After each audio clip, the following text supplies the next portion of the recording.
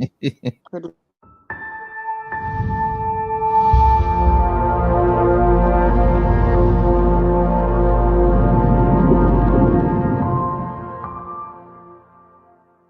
Out on the road or safe at home, life can turn on the dime when you're on your own. But there's a light, guiding hands acts here to show you how to make a stand. Ladies and gentlemen, welcome to Unique Prepping, where innovation meets preparation, and everyone's unique abilities come together to build a stronger, united community. Unique Prepping exists to empower individuals to embrace their unique strengths and abilities while preparing for the challenges of tomorrow. Our channel is about more than just survival, it's about thriving in every aspect of life.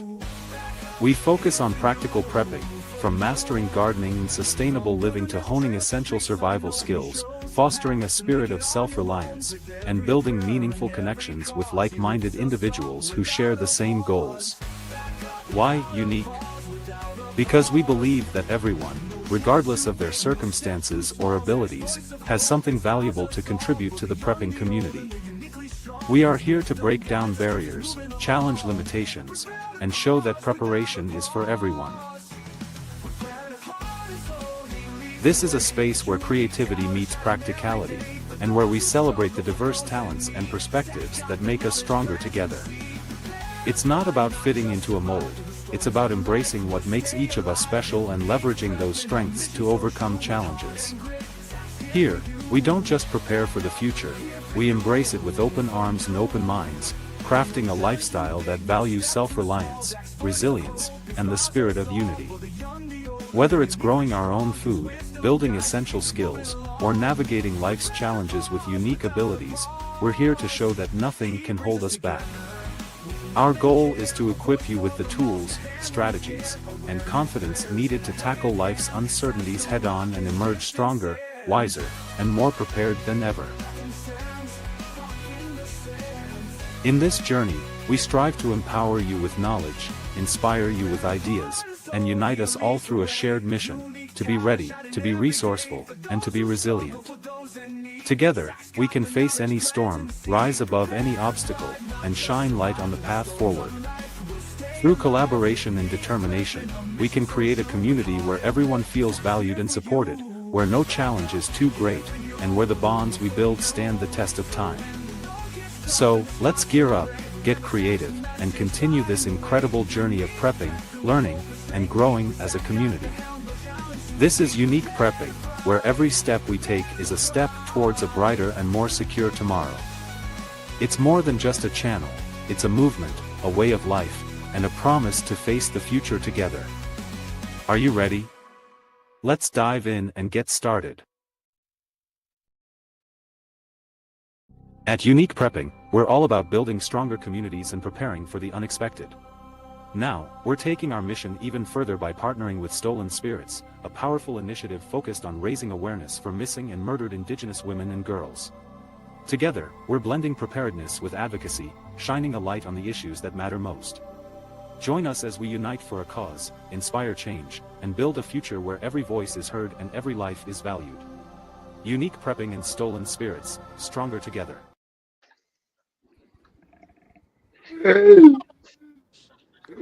Oh, What up? Hello. Hello, everybody. yeah. Hold on, Zach. You said I would be here by myself. What the hell's going on Hello, here? hello. I'm sorry. You did I are by recognize yourself. the voice I think I just heard. Good evening, our prepping community, and welcome to the 33rd installment of Unique Prepping's Community. On tonight's episode, we are going to be discussing dealing with the mental fortitude of being rejected with unique abilities. I'm your host, producer, and community member Unique Prepping, and with me are my brothers, sisters, and our community members Mike from Battlefield Productions, Caldy from The Caldy Show, Matthew from Matthew is Silly AF, Shane from Sick 2210 Productions, Tug from The Unapologetic Geek, and Jamie Smith. Down in the description, I put their channel links. Please go subscribe and keep growing this beautiful community. Before we get started, how are you guys tonight? Feeling good, man. Doing great. That's a loaded question. I feel great because I finally got over my cold. So like it's like the heavens have parted, and I feel good. Cool. All right. Hell yeah. Right on. I feel old. Oh my goodness! Since we're talking about feeling old, my brother told me that his son is having a child, so like he's going to be a grandfather. I'm like, I'm not old enough for that. Come on. Oh, wow. I'm ready for grandbabies. I can't wait. Oh, I've got two. Oh yes, sorry. Not in the intro. I just invited him last minute, and it was approved by Mr. Unique. That is producer for my channel. Good, Hello, bro. everybody. hello. Welcome in, producer. How are you, Zach? That's good, and I'm doing good too. Thank you for joining me on a topic that rarely gets talked about. Rejection cuts deep. It lingers in the mind, echoing long after the moment has passed. It makes you question your worth, your place, your purpose. When rejection comes because of unique abilities, it stings even more. It isn't just about not being chosen. It feels personal. It feels like the world is saying you don't belong, that you're not enough, that no matter how much effort you put in, it will never be seen the same way as someone else's. That weight is heavy. That doubt creeps in. That anger simmers beneath the surface, threatening to take hold. Being told no. Being ignored. Being excluded. Doors closing one after another while others walk through with ease. The frustration builds. The loneliness becomes unbearable.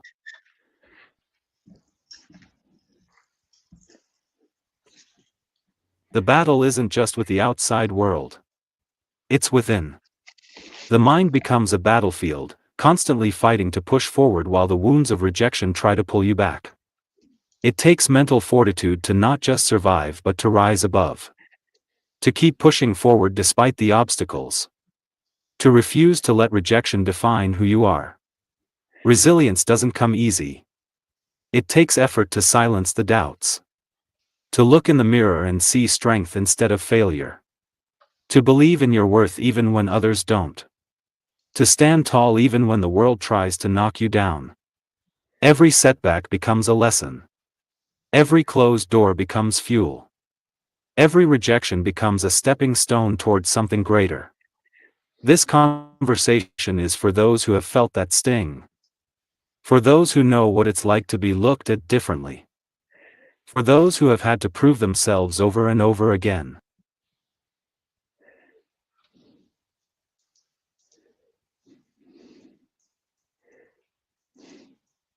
For those who refuse to let rejection dictate their path. Together, we break through the barriers. Together, we push forward. Together, we prove that no rejection can stop what is meant to be. Please like, subscribe, comment, and share. If you'd like to donate or send prepping items to support the channel, let one of my mods know, and we will drop the link to the specific need. Thank you all for supporting this beautiful community. Do you have anything to add before we start? Yeah, I want to add something. How am I not a mod on your channel yet? That's not good. I only bring that up because I've been slinging out mods tonight like they were oxycodone or something. That's stupid. That's stupid, I know. Like, I made 3 new mods tonight. Bratty, Tink, and oh god, who else did I make a mod? I don't remember. What? Somebody. They got a wrench. So Sick wants to start this live by complaining. Wow, bro. Shut up. Typical. Typical thing. Wow. I do that. Damn. Hey, it's on topic though. He feels rejected. He feels There you rejected. go, So yeah. Yeah. Because of my abilities. Look, Zach, I want to say your words are heavy, always, and I think it gives people something to think about. Really, Yeah, I agree. He always goes very deep. Yeah, like it's super. Yeah. Like when Zach opens up the way that Zach does, I'm like, all right, have a good night, y'all. That's the show. That's it. What else is there to say? Zach has said It's heavy everything. though. Yeah, right.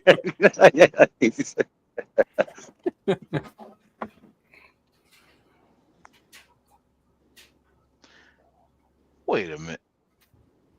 F you, Matt. Sick looked like Billy D. Williams was a. Look here. Hold on. I was waiting for him to see that. Hold on. Hold on. Hold on. Hold on. Hold on. Oh, he laughed at it already. Damn. We about to put a Star Wars. Nope. It's a Billy D. Williams I bobblehead yeah, holding I a figured Colt you got one. 45. Yeah. Oh, yeah. 45. Colt Yeah, 45. It's the only beer you should It's a- drink. Yeah, It's a very I can't tell them apart, honestly.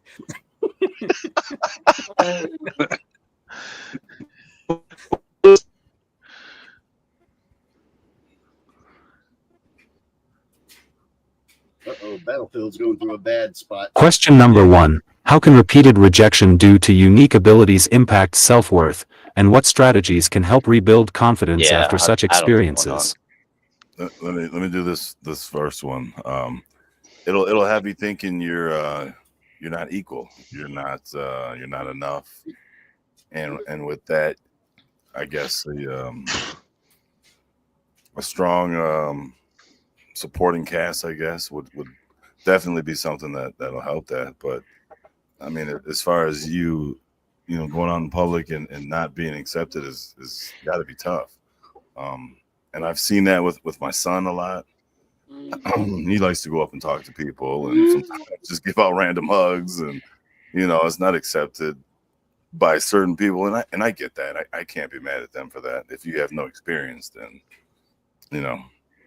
But you know, Marley's got me though, so he's never gonna really feel that rejection for the most part. So Yeah. I get that. and Zach, you're ugly, bro. I forgot to tell you that.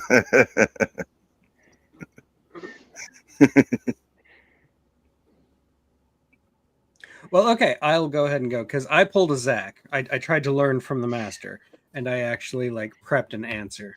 So I'm going to go ahead and read it. I swear I wasn't trying to make it about myself. I wanted to be general. So here we go. No matter who you are, rejection always hurts. And when you are spurned for things beyond your control, it hurts all the more. It is nearly impossible for these deeply personal rejections to not affect your feelings of self-worth. But in order to repair those feelings and inoculate yourself from future pain, you must first allow yourself to feel them at their fullest, to acknowledge rather than hide the pain. Self-reflection will then follow. And it's important to realize that when people judge you for what you are rather than who you are, they aren't rejecting you. They're rejecting something outside of you, be it your unique abilities or any of the other superficial qualities that they are choosing to define you with, even though you should know deep down that these qualities have never and will never define you. It's inevitable to feel hurt, but it's also possible to understand that who they choose to hurt isn't you. It's a fictional version of you. Therefore, you shouldn't let the rejection dictate your self-worth any more than you should let your unique abilities dictate what it means to be you. Tug out. Yeah. I just piggyback off of that. Absolutely, what you just said, because you know, the repeated rejection. That's profiling. That's discrimination. That's prejudice. Yes, absolutely. You never know who can do what they can do. As I've talked with Zach about that, him and his abilities. A great friend of mine also has cerebral palsy, but you know, he talks a lot of crap, but he is a computer genius, and people underestimate that about them. You don't know who you're talking to, whether you think that they are disabled in some way, you don't know what that person can do better than you. And I'm a computer doofus. I don't know much. I've learned a lot of my computer stuff from my buddy, who has cerebral palsy, and he'll sit there and be like, "You stop, just do it." Do it right. Do it. Type it in this way. And it was just like, why are you yelling at me? It was like, because you're a dumbass. And it's fucking, I love him to death. Dear God, I love him. But people underestimate that perception. That is initially what I just said there. The profiling. You're gonna just say, "Oh, they're this," the R word, and you don't realize this person is smarter than you. And what strategies can we help rebuild confidence and experience? Yeah, I think awareness. That's a tough sell, and it has to be like a selling market to get people to realize that, hey, that exact same thing that I just said, you got to realize that this person is probably smarter than you. How about you stop, take a second, and talk to them, interact with them? Interaction. Learn something about who you are talking to and looking at right now, face to face. Learn. I'm out. I would say that rejection is your friend. As much as rejection hurts, it is going to help you in the long run. If you're instantly just loved by the first person or whatever, it may not be the best fit and things like that. Mhm. And yeah, that's kind of where I feel on that. I think everybody needs to go through rough rejection to really grow, if you know what I mean.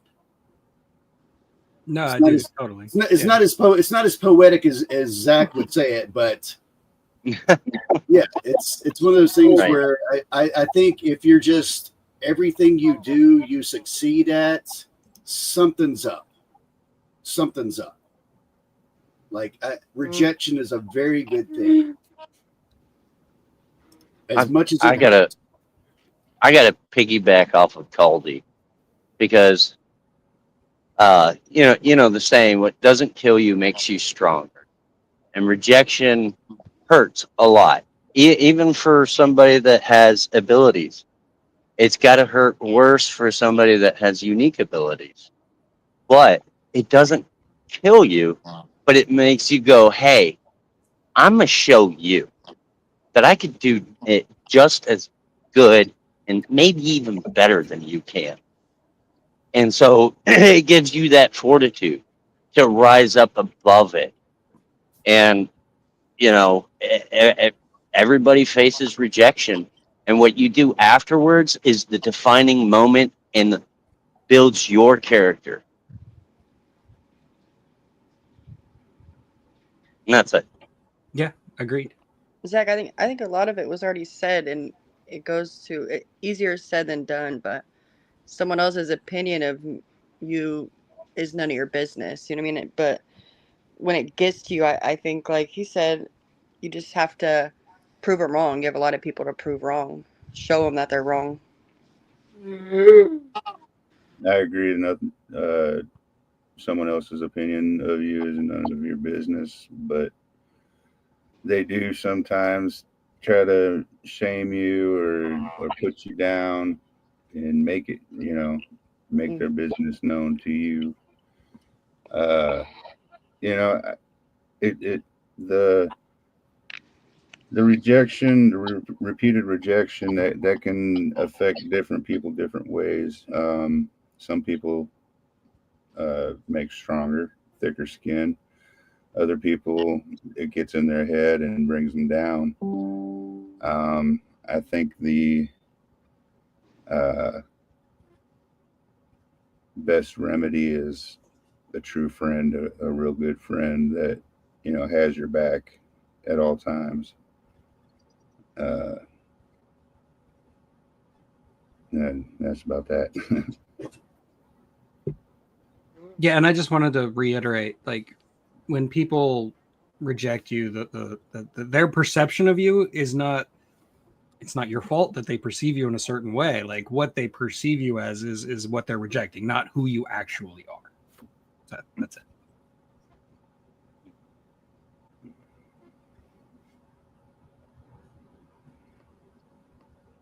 Rejection isn't just a single moment. It isn't just being told no. It's a wound that cuts deep, one that lingers in the heart and mind long after the words have been spoken. When rejection comes from the people who are supposed to love you unconditionally, it shatters something inside that never fully heals. It creates a void that no amount of apologies or time can ever truly fill. Growing up, I had two mothers. Two women who should have nurtured me, protected me, loved me. But instead, I was just a piece in their lives, a prop to make their world better, not a son to be cherished. I was something to be shown off when it was convenient, then cast aside when the cameras were off, when no one was watching. I was never the priority, never truly wanted for who I was, only for what I could do for them, for how I could fit into their picture-perfect lives.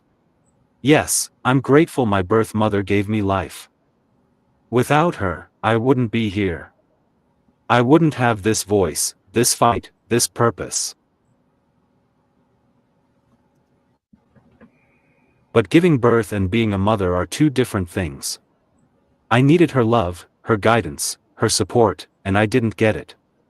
Then my stepmother came into my life, adopting me, which I thought would be the moment I finally felt wanted, finally felt loved. I convinced myself that this was it, that I finally had the family I longed for. But what followed were 16 years of pain, of rejection, of realizing that love wasn't part of the equation. It was control. It was conditional acceptance. It was more wounds, more loneliness, more nights questioning why I was even here. That darkness consumed me to the point where I didn't want to exist anymore. Twice, I tried to leave this world. Twice, I thought it would be better if I just disappeared, if I just let go because I didn't feel loved, didn't feel like I mattered. When the people who are supposed to love you the most treat you like an afterthought, it makes you wonder if anyone ever will.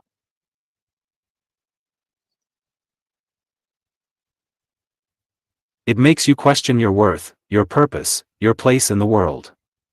And when you're constantly told that you'll never be enough, that you'll never be capable, that you're just a burden, those words don't just fade away, they become your inner voice. I tried to do things, tried to prove I was capable, but every effort was met with ridicule. I was called retarded, invalid, cripple, words meant to strip away my dignity, my humanity. Words that weren't just insults, but weapons, wielded by people who saw me as less. I wanted to work, to be independent, to contribute, but I was always overlooked. Passed over for jobs because I don't speak the way others do, because I don't move the way they expect. They didn't see my abilities, my mind, my determination. They only saw what they thought I couldn't do. And with every rejection, every lost opportunity, every moment of being dismissed like I was invisible, the walls closed in. It felt like the world had already decided my worth, and no matter what I did, I couldn't change it. But this community changed everything. This community became my family, my hope, my reason. Every kind word, every message, every moment of support became a piece of the love I had never truly felt before. This wasn't conditional. This wasn't about what I could do for someone. It was real. It was acceptance. It was love. For the first time in my life, I felt seen. Not as a burden, not as an inconvenience, but as Zach, as someone who matters, someone with a voice, someone who isn't defined by rejection but by resilience. This community helps rebuild the confidence that life has tried to take from me. It reminds me that my worth isn't decided by those who couldn't see it.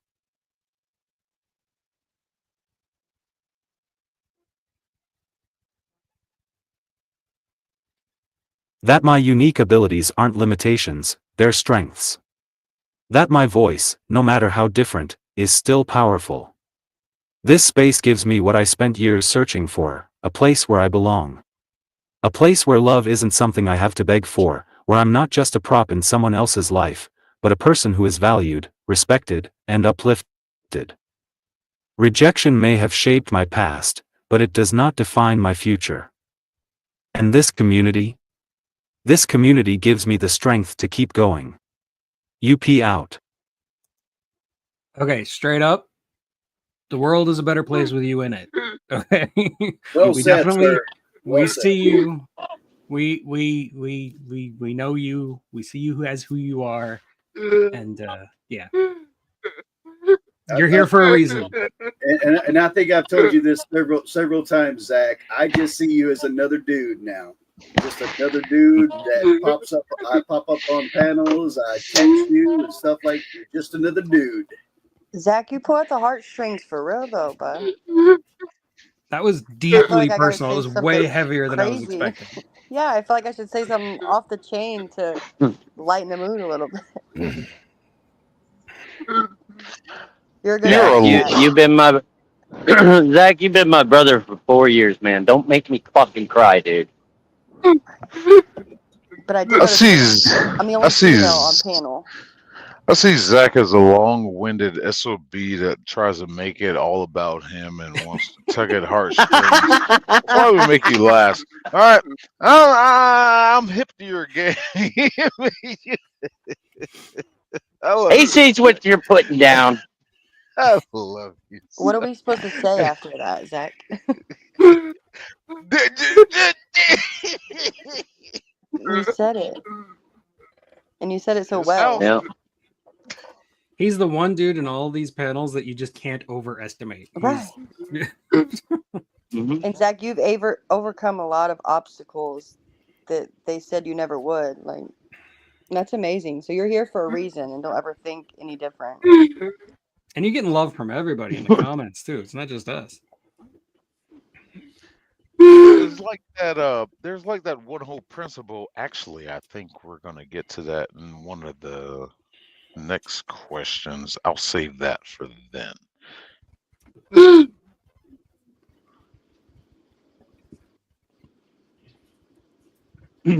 Zach, Question you know number what? You 2. also. In what ways does Oh, sorry. society's perception of unique abilities contribute to exclusion? And how can we shift the narrative toward inclusion and empowerment? I'll go ahead and say What something. ways Oh, go ahead. does society's perception? Zach, I was gonna say, Zach. You know, what with what you said earlier, you know, it shames me sometimes because I'm like thinking to myself, I had a hard day, I had a bad day, you know, and that just makes me feel like I'm selfish. I don't think about how others feel, how others have it worse than I do, you know, and it's a good reminder.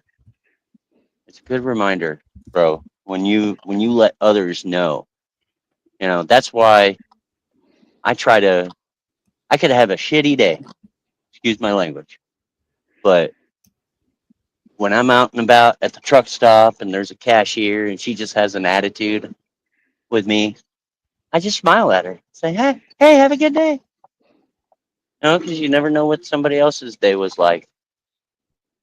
You know, it's just too easy to be nice to people. Zach, I think it's about educating. Like, sadly, it's the world that we grew up in. You know what I'm saying? And at the end of the day, we can only make it a better place by educating our children or our nieces and nephews. You know what I mean? And just because, like people say, well, it's not a big deal. Something that's a big deal to somebody else may not seem like a big deal to you, and vice versa. Like, you don't understand. Someone could look perfectly fine and you don't know what kind of battles they're fighting. You know what I mean? And like he said, just put yourself in their shoes. You don't know what they're going through. Just a simple, even if they don't say hello back, just a simple wave or a hi could make somebody's day. Very Other true. than- Even You if they're say angry with you, just smile at them. You know what I mean? you say hold on, I got it right here. In what ways does society's perception of unique abilities contribute to exclusion? Well, I mean, I'd start there, right there at the point of how they use the word retarded. Yeah, the That right perception is there. bad. Perception or Mhm. society's perception is horrible. It's in the eye of That's the what Mhm. beholder. perception. Your normal, average, on the street, cup of Joe looking piece of crap.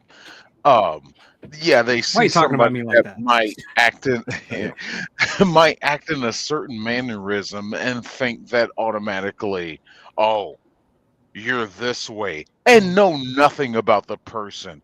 When, like I said before, that person is probably smarter than you, has a higher IQ than you, can do more than you Mhm. can do. That is a sad way to uh, be perceived, for people to think that way, just because, oh, you don't act like me, so you're lower than me. That's a messed up way to perceive somebody. Got I told you that story before, Zach. When we me and my buddies went with my buddy who has cerebral palsy, we beat up a bunch of guys at Six Flags, and they got kicked out, and we got taken to the front of the ride. It's just that whole perception thing. It's just like they just saw him doing his thing, just being normal. That's all he's doing is being normal, and all that. It it's a sad it's a sad thing to go through life. Second half of that question, and how can we shift the narrative toward inclusion and empowerment? Talking about it, communication, actually getting there on the ground floor, and um, it's not about parading people out there on the main stage. It's not that. It's just education of, hey, you don't see the full picture. You don't. Maybe you want to take some time and understand how people are that are different from you and your perception of what you think is normal. F you. How about you learn about everything? Broaden your mind. I think that's the only way it's going to happen. But people are crap. People are. Dear God, can I cuss on here? Because I'm tired of censoring myself. But people are crap. Um, People got to broaden their minds. Zach says, Just a little bit. Just a little. Just a little bit. "Be careful when you give Shane a little bit." You know, Don't go ham. Don't go ham. So I'm going to go ahead and yield my time because there's so much stuff I want to say. But okay, Zach, I'm let gonna me say just my say- piece, but it's. Let me just it's say mo- one more thing super Okay. quick. Go ahead. No, it's just quick. It also goes, it's not just with unique abilities, it's with race and gender, you know what I mean? It's all Age. prejudice. Yeah. Oh, yeah. Stereotypes. I was just trying to. No, go you're on absolutely with right, and that. that's what I think Shane was trying to get at. Yeah, it's all just Mhm. judging people by what they look like and coming to snap decisions about Right. them. Yeah, People are scared of different. absolutely. So I'm going to say my piece, and I'm going to be repeating a lot of what's already been said. So, but again, I wrote it down. Anyone who falls outside of the norm is too often treated as an other by society at large. While there are plenty of people in society who are compassionate and genuine, it is all too easy for the general public to treat accommodation and inclusion as a chore instead of a human obligation or even a blessing. After all, though some may seem more normal than others, nobody at the end of the day is actually normal. We are all flawed. We're all full of sin, but society should always be there to lift us up. And people with unique abilities should be treated with no less dignity than anyone else. They shouldn't be condescended to or ignored.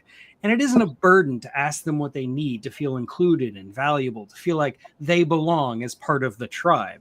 The only real requirement is that we listen to all voices. And when we start to treat all voices as equal to our attention, we empower everyone and finally achieve that goal of lifting even those who are very different from ourselves. Tug Yes. out. Yes, absolutely. What a cupid. That comment you just highlighted, cutie pie. They feel uncomfortable. Yeah, yeah. I think normal's boring. Just saying. Yeah, normal is boring. And I've often told my own son, you can be anything you want in this world, but don't try to be normal. Right. I tell my kids don't hate someone because they sin differently than you. Yeah.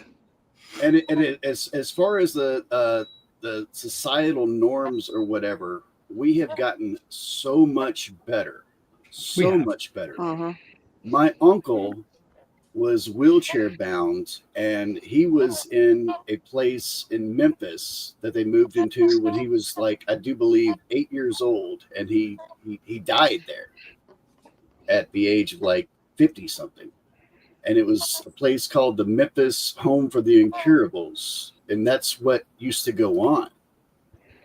And it's like I can't imagine that going on today. Like, that breaks my heart to think like how much we were robbed, how much I was robbed of knowing my uncle, because I barely knew my Uncle Billy. I barely knew the man because we only saw him a couple of days a year. Yeah, even that label, uncurable. It's just like, Uncurables. Yeah, they're it just sounds trash it to be sounds Harry thrown away. Potterish. Sounds Right. Harry Potterish. it does. Yeah.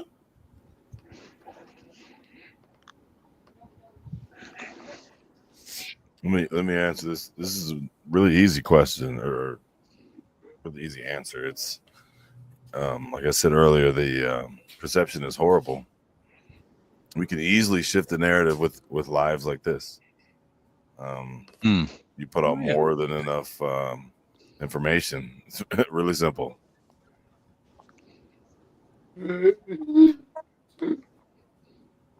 No, you're not wrong. Like, what we're doing here is actually helping. Yeah.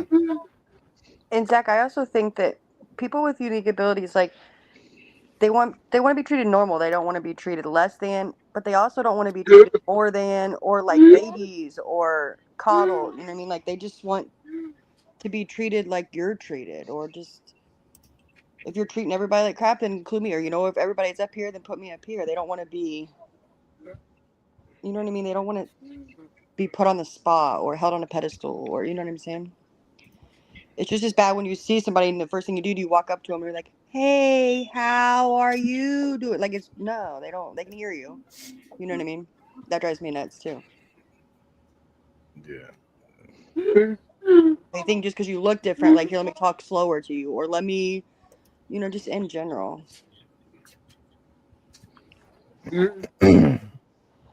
Educate our youth. That's just all, you know what I mean? That'll help a lot. Absolutely. As My long as kids we don't get teach in our trouble. kids the right way. Yes. And- My kids don't. Society has a way of deciding who belongs and who doesn't. Mm-hmm. It creates this unspoken standard of what is considered normal, and anything outside of that is met with resistance, judgment, or outright exclusion. People with unique abilities don't fit into the mold that the world has set, and because of that, rejection becomes a common experience. It isn't always direct. Sometimes it's subtle, people talking over you, assuming you can't contribute, making decisions on your behalf without even asking what you want. Other times, it's blatant, being told you're not good enough, being denied opportunities simply because of how you move, how you talk, how you exist in the world. Society often treats people with unique abilities as less than, as if they are incapable of having real goals, real desires, real potential. And when that message is reinforced over and over again, it doesn't just affect how others see us, it starts to affect how we see ourselves.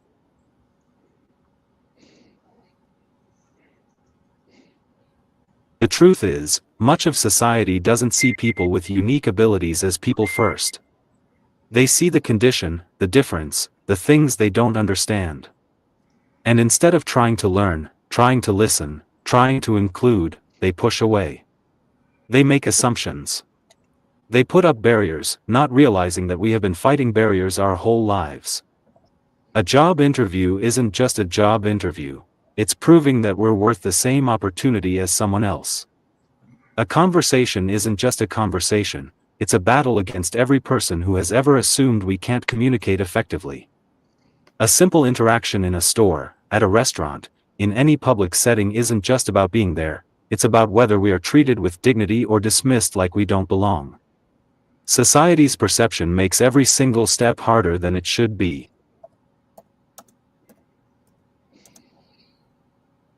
Then there's the way people use those with unique abilities to fit a certain image. Society often loves an inspirational story, but only on their terms. They want to hear about people with unique abilities overcoming struggles, but only in a way that makes others feel good about themselves. They want the feel-good moment without actually making the world more accessible or inclusive. They want the viral video of a person with unique abilities accomplishing something, but they don't want to hire them, don't want to see them in leadership roles, don't want to make space for them in everyday life. It's a contradiction that plays out constantly. People want to admire from a distance, but they don't want to include up close. This exclusion isn't just about jobs or opportunities, it's about human connection. Society isolates those with unique abilities, intentionally or not. From childhood, it starts in schools where kids who are different are often put into separate programs, treated as though they are too fragile or too different to be part of the larger group. They are talked to differently, treated like they need to be handled with caution, rather than being embraced as individuals with thoughts, feelings, and capabilities. As adults, the isolation continues. It happens in workplaces, in social circles, even in families. The world operates in a way that makes those with unique abilities feel like outsiders in their own lives. And that kind of rejection doesn't just hurt, it leaves lasting scars.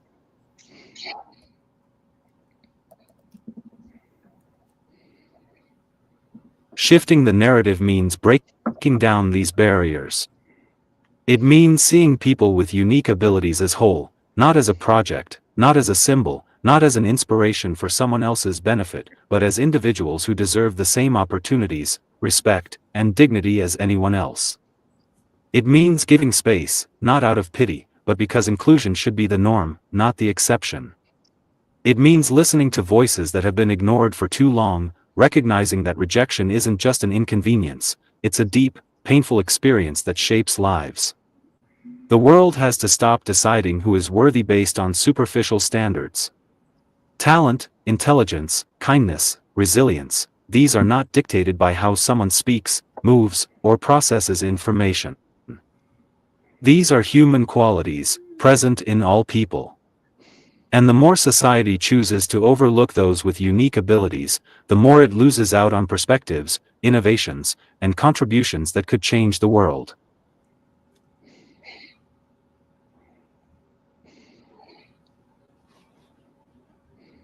Inclusion isn't just about kindness. It's about recognizing the strength, value, and potential of every human being. Until society truly understands that, rejection will continue to be a battle that people with unique abilities fight every single day. UP out. Yeah, no, don't let anybody accuse you of not being able to communicate your feelings properly, Zach. Yeah, Jesus. And Zach, can we go back to that? Can we go back to that comment that Heather made about them excluding children with unique ability in the classrooms? And that is a big thing to me. Yeah, me too. Now that, I've because experienced that. right there, you're telling elementary age kids that it's okay to exclude these kids. You know what I mean? That's a comment I wanted disturbing. to address. Like, that's First, very disturbing. well, first off, what is normal? Yeah, What does that is no even normal. mean? your normal is probably Not a way thing. different than my normal. You know what I I mean? can I can agree with the testament of it is distracting for these kids. Yes, it absolutely is. Maybe That's they an should be objective distracted. truth. But The adapt. second part of her comment is where that should lead to is these normal kids should be interacting with Yes. these not normal kids, however you want to label them, to learn about this stuff so they can know this later in their life. That Yeah, it's not kid like has you're going to every right teach them be there. inclusion later. You should teach Right, it to or them teach them, then. Yeah. yes, adapt to your Yeah. surroundings. Like if you can't adapt to one distract, like teach them to adapt and overcome things. Like, yeah, that's sorry, I kind of went off top, but that's a No, very like I didn't think about that in that moment until she said it. I'm like, look, you're right. Even kids with ADHD that are over hyper, they're like, oh well, we're gonna put them in this class, and now they're just stuck in this one room. You know what I mean? Just any slight difference, they want to ship them out of the classroom so that they don't have to, or you got to medicate, or just just yeah, when what my doesn't son fit was the normal. when my son was in preschool, and my son has special needs. I've talked about it as much as I want to. Like, I don't really want to give too many details, but Right. when he was in preschool, the teacher didn't know what to do with him, and so he basically spent the entirety of preschool sitting in the corner on an iPad while the rest of the class was doing their own thing, and that was intolerable. That I could not accept that, and we immediately pulled him out of that school and found a better place for him. And where he is now is fantastic. Yeah, but They see, again, treat him. you had to make changes. I had for to do that, yeah. society to yeah. I mean, that's bogus. I agree. I shouldn't have had to, but it is what it is.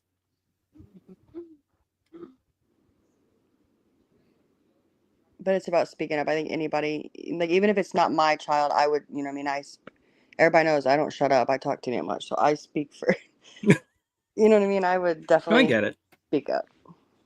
Yes, blue butterfly. Yeah, exactly. Who sets the standard? Oh yeah, I mean, Society it's is disgusting. crap. Society can't even get its Society's crap. own cognitive, how do you say, agree on anything. There's never been a point in time in history to where everybody agreed on one thing. Mm-mm. Everybody's Even normal. with It's the 9/11. Oh, this was a bad act. But you had a percentage that's like, it's just a fight. What? No, society has never agreed on one thing. Sorry, I just stopped myself because there's too rant. many outlets telling everybody to do different things. So Mm-hmm. Yeah. Like you're no longer allowed to think for yourself. I truly believe that, like, I have hope for society. Question number 3. Everybody's getting better. Yeah. Like, I have hope. Anyway, go ahead, Zach. Sorry, buddy. What role does mental resilience play in overcoming rejection, and how can individuals strengthen their mindset to view rejection as a stepping stone rather than a setback? Could you ask a longer question? Setbacks are temporary. Setbacks are temporary. They are temporary. I wrote a song called "Temporary Setback." They're temporary. All setbacks are temporary. They are temporary. They hurt like hell, but you get over it. You move on to the next thing, and it usually winds up that the thing that you wanted wasn't meant for you, and it's better that you didn't get that thing. So a lot of that, and that's mine. I think sorry, sick. Oh, okay, that's an easy one. I'm just gonna say the hard thing about that is determination. It's hard to tell somebody it's gonna be okay if they constantly think that it's not gonna be okay. Bigger thing is, don't let today dictate your tomorrow. You start every day, you know, but again, when society tells you that you don't belong, you start to believe it. But then goes back to the first question, show them that you belong. Because mental health is hard. Like, it's really hard. Depends on the people that surround you as well. I mean, if you got a hardy bunch around you, you'll be good. Mm-hmm. Pain is hard, but when you finally get that acceptance, it is worth that pain. It's going to start with you. It is truly worth that pain. but sometimes it's hard to tell if it's real or fake. You know what I mean? Sorry, go ahead. No, I mean, I agree. And as someone who's faced a ton of rejection in my Right. life, I know that. So I'm going to say my piece. There is no armor that can truly protect you from rejection. No magical way of thinking that will make a person free of the sting. It's important not to build walls out of bitterness or resentment, but rather to keep ourselves open and honest, especially when it hurts. Physical pain is the body's way of telling you what needs attention, and mental pain can sometimes work the same way, forcing us to look inward and see what we can fix. Pain tells us we are still alive, still learning, and even though it would be easy to dismiss all rejection, we should try to learn from every instance of it. In life, everybody makes mistakes, everybody gets treated unfairly, everyone experiences loss, and everyone faces rejection. Again, we shouldn't let the rejection define us. We should let it teach us, even if the lessons are sometimes hard to find or hard to take. Yeah.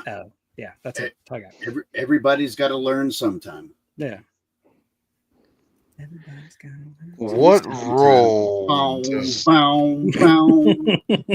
I got what you're picking up. The corgis. Yeah, let's go. Or Beck, whichever one. what role does mental resilience play in overcoming rejection? Look, that I think I gotta get away from the special unique abilities thing with that one. That kind of bleeds into relationships. You get with somebody and whatever they reject you, you either gonna suck it up during that breakup, or what else are you gonna do? Suck it up, act like a little biatch. Take it, but take that and understand and realize, that one wasn't the one. I can do better, and I'm gonna go ahead and move on. And what's the second part of that question? How can individuals strengthen their mindset to view rejection as a stepping stone rather than a setback? Move on. Understand that you can do better. I might be getting a little personal with this one, but I'm trying to inadvertently do it because of my last relationship. But let's move on. That one wasn't the one. F that one. To hell with that piece of. Dear God, there's so many profanities I want to say right now. This is so hard right now. But yeah, Most of us have had somebody like that in our lives. Yeah. I think if you keep the right mindset, rejection can make you stronger. I really do. As much as I've had to deal with, I've definitely gotten stronger in my eyes. Made better decisions. You learn. Yeah, you live and you learn. You come across that same situation maybe, and you was like, "Ooh, this feels familiar. Let me choose this path instead, because I know where that path goes." And I think you can get better. Yeah, I'm up. Zach, But I yeah, think, it's still really hard. Like, oh yeah, yeah, it's all true, but it's really hard. I Yeah. think everybody, everything we go through is for, it's either a blessing or a lesson. You know what I mean? Yeah. It's And you both. can let it define you, or you can define. I mean, you got to pick and choose your battles sometimes. Everybody's got to learn something. Hi, I'm back. Sorry about that. Damn you, Caldy. Meow, meow, meow, meow, meow. And look, I also Okay. wanted to say that, Zach, I don't have unique, any children with unique, but from the outside looking in, I feel like it's the same, if not worse, for the parent and the family of a child, because they go through, as they're supposed to anyway, go through the same emotions. Like when you're feeling it, they feel it. You know what I mean? And they Mhm. just want to take all that away and shelter you from that. And I mean, sometimes it's impossible. So the stress of a parent trying to shield you from all the negative and the hate and the bitterness and also to, let you see the light and to show you the bright side of it. It's hard. Like I said, I can't imagine, but at the same time, it's got to be difficult. And that's the job. Anyway, But would, sorry. but would they change it? No. Right? No, I mean, Of course not. yeah, we No. parents are sadly every child doesn't have that, but Yeah, like Zach was talking about. yeah, Sometimes, exactly, and that's why I was saying they're Mhm. supposed to. You would think they should, If not, then let somebody else do it if you're not willing to. right? But like what Zach was talking about, parents suck for a lot of people. Yeah. Lot of people. That's and more not people than we realize. that's not unique just to Zach. That's a lot of people. Oh, that yeah. Parents suck. It's more the rule than the exception, it seems. Yeah. And then they get Mhm. selfish, and instead of letting someone else do what they chose not to do, they just want to manipulate and to I can't understand. hear I that, can't Buck. imagine, but you know what I mean? Jesus, that's terrible. Well, I just want to I want to point out like Zach's mental resilience talking about this, right? Just imagine what would Zach have been like if he did have two loving mothers? Would Zach be the same person, or would Zach Nope. be different? I still think it would be Zach. No. It's an impossible that's a good thing to. hypothetical. Yeah. It's Yeah. an impossible hypothetical, but you would have to say no, he'd be a completely different person because it'd be a completely Mhm. different situation. But I think Right. it made him. You think, Zach, maybe you love a little bit harder and care a little bit harder because you didn't have that? You know what I mean? You just I think so. Yeah. made you more compassionate and understanding and Mhm. relatable, because think so. sadly a lot of people can relate to that, and it's a Mhm. hard pill to swallow, but especially in What do 2025 it happens a lot. what do sadly. we mean by Zach having two loving mothers? Is that like a lesbian couple that No. adopted? No. His biological mother pretty much rejected him and mistreated him. Right. I know. Oh, sorry, you trying to be How'd funny? you go there, Shane? Cheap, Then I was in horrible joke. once, I'm I was in a sorry. I serious apologize. moment. Admonished. Sorry. Boo! Get off the stage! Oh, I know what Shane was thinking when I asked that question. He was thinking lesbian couple. If Right. Zach was raised by a lesbian couple, His eyeballs got real big. You'd have bigger potatoes in this harvest. No, his lizard brain just heard two mothers, and he's like, lesbians. Wait, what was it? What were you talking about? Shane, shame on you, Shane. I think he would be more. Sorry, obsessed with the alcohol Tuesday. started talking. But Imagine I that. haven't cussed yet. Give me that. That's true. You've been very restrained. Yeah, so far. Zach's got something. Rejection doesn't always come in the form of words. Sometimes, it's in the way people look at you, the way they pull away, the way their actions tell you exactly how little they see you as a person. From an early age, I learned that people could be cruel without ever saying a single thing. I was just 2 years old when the world decided that I was different in a way that made me less than human to some people. A child, innocent, unaware, just wanting to play. But even at that age, I was already being seen as something to avoid rather than someone to know. My dad took me up to Washington to visit his best friend's family. Everything seemed fine at first.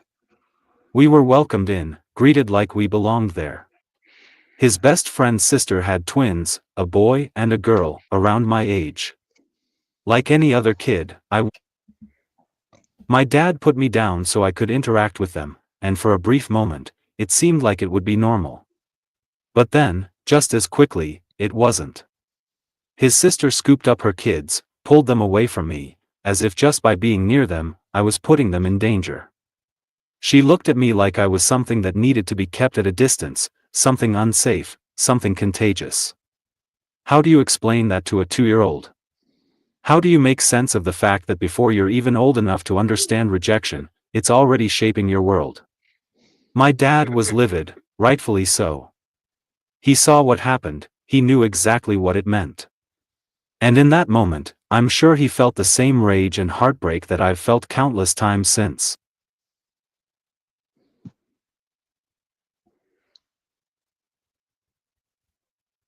But no matter how angry he was, no matter what he said in response, the damage was done. A mother decided that her children couldn't be near me because of what I was born with. She didn't care who I was, didn't care about my personality, didn't care that I was just a child who wanted to play. All she saw was different, and to her, different meant dangerous. That moment didn't just disappear as I grew up. It became a part of me, another piece of proof that the world doesn't always want people like me in it. And that was just the beginning. As I got older, the rejection became more direct, more vicious. Kids can be cruel, but adults? Adults should know better, yet so many of them don't. They see someone who walks differently, talks differently, and instead of seeing a person, they see a punchline. Zach, I need your opinion on I've lost count of how many times I've been called retarded, crippled, invalid. These words weren't just thrown around casually, they were aimed at me with intention, meant to remind me that no matter what I did, no matter how hard I tried, the world would always see me as less than. People laughed at the way I talked, as if my words were a joke rather than a voice that deserved to be heard. They made assumptions about what I could or couldn't do without ever bothering to ask. They dismissed my potential before I even had a chance to prove them wrong. And then there were the jobs, the places where I should have been given an opportunity, where my skills and my determination should have mattered more than anything else. But instead, my ability to communicate, normally, became more important than my actual qualifications. I've been overlooked, dismissed, rejected, not because I wasn't capable, but because I wasn't convenient. Employers didn't want to deal with someone who spoke differently, even if I could do the job as well as, if not better than, anyone else. They weren't willing to listen, to understand that my voice, no matter how it sounds, still carries the same weight, the same intelligence, the same passion. It's exhausting, having to fight for every bit of dignity, every bit of respect. Having to prove that I'm worthy of the same chances, the same kindness, the same humanity as everyone else. But what's worse is knowing that there are still people out there who, just like that woman all those years ago, would rather pull their children away than take the time to see me for who I am. That kind of rejection isn't just hurtful, it's dehumanizing. It teaches you, at an early age, that the world isn't always going to be fair, that sometimes people's ignorance and fear will dictate how they treat you. And no matter how strong you try to be, no matter how much you tell yourself their opinions don't matter, that kind of rejection leaves scars. But here's the thing, rejection didn't break me. It tried. It almost succeeded. But instead of letting it define me, I found something stronger. This community. A place where I am not just accepted, but valued. Where my voice is heard, where my thoughts matter, where people don't just see my unique abilities, but see me.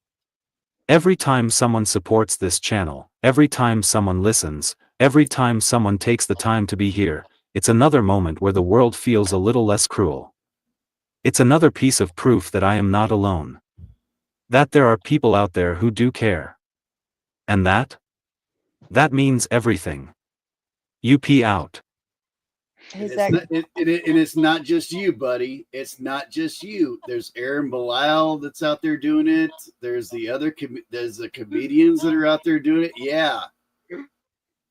Zach, I Like, want to say two little quotes that I used to stand by. One of them is that's why I have rose colored glasses for this. look. I want to say. I'm oh, sorry. Go ahead. No, Madam. I kept interrupting you. I think I have a lag, maybe. But I always tell my kids that, I mean, anybody in general, those that matter or those that mind don't matter, and those that matter don't mind. You know what I mean? And that's always easier said than done. And then my kids, like you hear the world and everybody always say, well, we need to raise our kids to live in an evil world. You know, like we need to raise our kids and let them know that it's cruel out there and this and that. But on the other aspect of it, we should raise our kids to make the world less evil and less cruel versus Okay, but raise how? them to adapt. I haven't figured that out yet. How do you how do you teach a 2-year-old that this other kid that's in the same level as you has something with them, Yeah, has but cerebral palsy? How do you translate that over to a but see, at the same 2-year-old? time, they're so young, they don't know that that's Yeah, bad. That's it, the it's I mean, problem. that's a parent problem. That's a the That's the no, that's a cognitive problem. That's a all around the scale kind of oh problem. yeah. How do you translate that? I think that's what I'm trying to say here. How do you translate that to, this kid is at this age, Yeah. both of them just learning to speak. You see this other kid the same age with you in the same class, but they're acting differently, and you don't understand it because you're expecting the same actions and mannerisms from other 2-year-olds that act the same way Right, you but do. when you As a parent, how do you translate that over? well, when you automatically just pull them do. away from them or tell them not to play with them or remove them from the situation, vice versa, you could sit down next to them and interact with that child with them and show them that Yeah, like teach them how they're to not do it. Yeah, yeah, like but when you instantly pick them up and move them away or you're you know what I teaching them mean? prejudice. Yeah. Yeah, that's the same Yes. with race. Like kids don't see color, but That's when you not sit an it answer at all to the question I just asked, but okay. The question you asked is how do you teach a child that even at a very young age? And the answer is you just do. I think it's impossible. I No, don't. no, it's It's not. they're not gonna follow impossible. what you do. If you sit down next to them, I'll give you an example, Buff. My sweet little niece that I talk to all the time that I love more than this world. She has grown up around a child that has so many complications that I can't even effing name them right now. I can't even effing name them. And she played with that kid, but she would just like have Barbies and stuff going on with this kid. I have no we have no idea if this kid understood what was going on with that. But we know that my little niece is growing up understanding that people are good. Like she's going to be a much better person than I was in high school. Much better person than I was in high school because I was a cruel son of a bitch. This absolutely And this. see, I think Yeah, that might be yeah. where the solution is. If they're starting off at 2 years old, this community, if whatever you want to call normal kids and That's unique ability kids, they need to stay in the same school. Let these kids grow up together. Exactly. And that way Yeah. it normalizes oh yeah, for because the once you point out that they're normal kids. That's the only way they're going to learn. You're not Yeah, going to 'cause- tell. You You're not have going to be to able to sit there reinforce with that your we're all the same. 2-year-old. We're not. yeah, like exactly. Yeah. like Yeah. Zach, you If you went treat them like they're different. you went to high school and middle school and stuff like that, right? Correct? Okay. I graduated in 96. I had no I was trying to remember earlier when I was thinking about unique abilities. I was like, I can't remember anyone in my class that was in a wheelchair. I can't remember a single person. I don't think they were there. I don't think they were there. So things are getting better slowly, but things are getting better. And also, when I use the R word, it's usually aimed at people like Buff. It's never an insult to someone. It's never a deep cut to anyone. It's I have nothing else to say other than this word. That still makes me a horrible person, but It just makes you Gen X, man. It's all yeah, exactly. Yeah, It's like- I'm an edgy boy. It's like I think it goes back to what you were saying. Once society and the world that you grow up and tells you that they're different, then you're automatically going to think they're different. So keep them in the classroom and coexisting every day would definitely help a lot. Yeah, something didn't necessarily believe until I had a kid of my own and I saw it with my own eyes is that prejudice really is taught a lot more than is inherent. Like kids, for the most part, already come default, like factory settings is everybody is equal to me. Like you have to actually over time develop prejudice and ego through reinforcement on the outside world from nurture, not nature. And I think as long as you fight tooth and nail not to teach prejudice to your child, you've done most of the work. You haven't done all of the work, but you've done most of the work. And as long as you have an environment that is inclusive, that you are exposed to every type of person that you can in your own community, I think the child will grow up to be a more wholesome and inclusive person. Yes. And that, like I said, that's something I'm not necessarily, I probably wouldn't have believed it if you told me that before I had a kid of my own. So, but see, you can only teach them so much before society taints their thoughts. Yeah, society's going to do its damnedest to teach your child to be as prejudiced as possible. And then one bad apple sometimes ruins it as well. I mean, there's so many things involved in that. Yeah, no, I agree. It's hard. It's an almost impossible task. Yeah, so Sig, that was a really good thing to think about. Really, it's a balancing act, and Yeah. you have no control over the balance, other than like just hoping. But like, yeah, it's one of those things where like when you grow up with people. Like I'm in Mississippi. I grew up going to school with black people. I have no racism towards black people. None. Right? You called me well, that was on private chat, and you're not supposed to bring that up. That's one of those things like where you, like, yeah, it's like people are people, you know. Why should it be that you and I should get along so awful? I truly don't think you become an asshole until you're an adult and you start getting bitter about life. It's the learning to not become bitter that is really hard. And that's what rejection wants you to do. Rejection wants you to become bitter. Bringing it back to rejection. Yes, sir. Rejection will make you bitter as hell if you don't embrace rejection and just roll with it. It will eat you up inside. And I think some conversations are uncomfortable for parents to have with their kids, and sometimes it's those uncomfortable conversations that they need. Like, and it's uncomfortable for them and you, but it's necessary. Yeah, I always try as a parent to think, you know, like the things that I would do for my kid. Like, you know, if I absolutely had to, I would like cut off my arm for my kid. So if I'm willing to do that, I can have an uncomfortable conversation. Exactly. Yeah.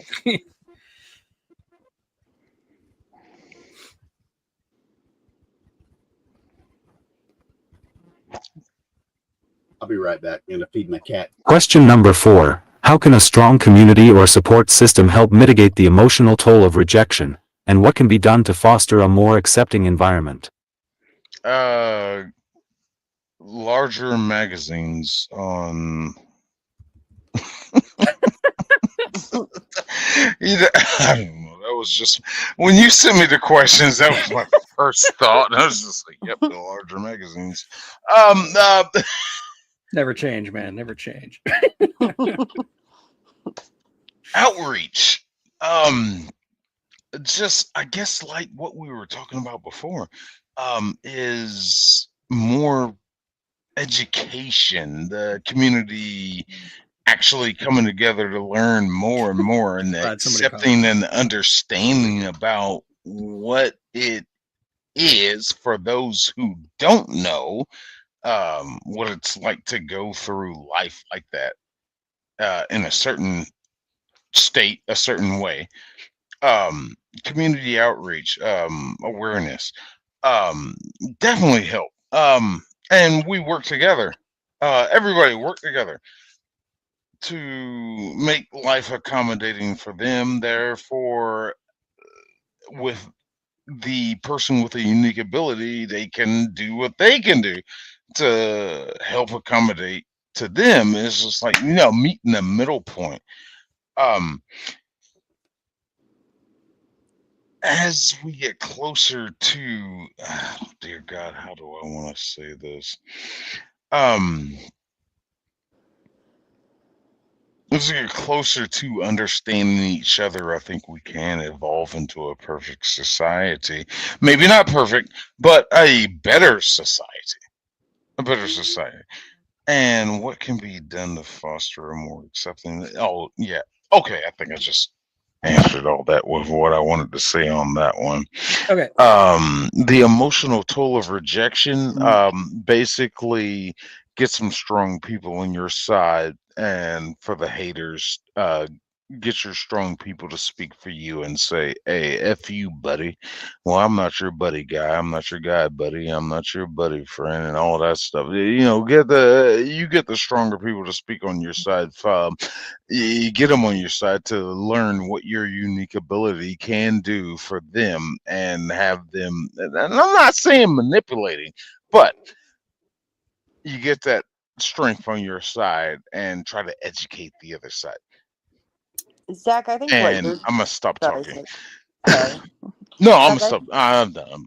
I think what you're doing is a big step in fostering more, to help people become more accepting for even someone with the same, differences, or whatever they want to call it, struggles. I think you stepping up and doing what you're doing shows other people that they can do it too. You know what I mean? Like, just that one, if one person watches your video and it's like, hey, I struggle with this, look at him doing it, I can do it too. You know what I'm saying? Just actions speak louder than words. So when you're showing the world that you've overcome all of this, and you know what I mean, and hopefully even if it just reaches one person, it makes them step up and know that they're worthy and they as well can do it. You know what I mean? Yeah. Okay, well, I'm gonna say my piece, which is, again, I'm basically just repeating what you guys both said. If any community is strong, it will rally to those in pain. No matter how large or small the community, even if it's just a small circle of friends, it all boils down to communication. Healthy communities nurture this, reinforce the idea that anyone who is in need should be able to say so, or that anybody who notices that something is wrong should be able to ask if somebody needs help. There shouldn't be shame, embarrassment, or judgment when a member of our community is in need. We should deal with the need first and then worry about how it happened and how to prevent it from happening again. Treat everybody as though they were your family, and acceptance will usually follow. Tug out.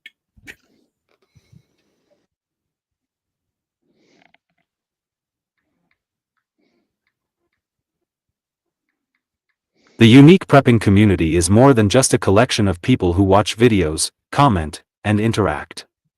It's a family, a safe haven, a place where people who have been cast aside, ignored, ridiculed, or underestimated can come together and finally feel seen.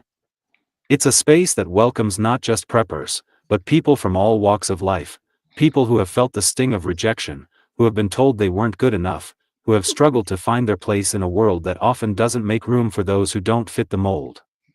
This community was built on resilience, on the understanding that strength isn't just about physical capability or societal status. True strength is mental, emotional, and spiritual. True strength is surviving when the world tells you that you won't. It's pushing forward when every door has been slammed in your face. It's continuing to fight, learn, and grow even when the odds are stacked against you. That's what the Unique Prepping community represents in a world where people are often divided, where mainstream prepping circles focus solely on gear, tactics, and stockpiles. This community takes a different approach. Prepping isn't just about survival, it's about connection, about community, about helping each other prepare for the future in a way that includes everyone, not just the strongest, the fastest, or the wealthiest.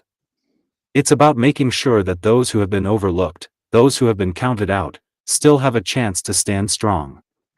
Because prepping isn't just about food and supplies, it's about mental fortitude, emotional endurance, and the ability to hold on to hope even when everything else seems lost.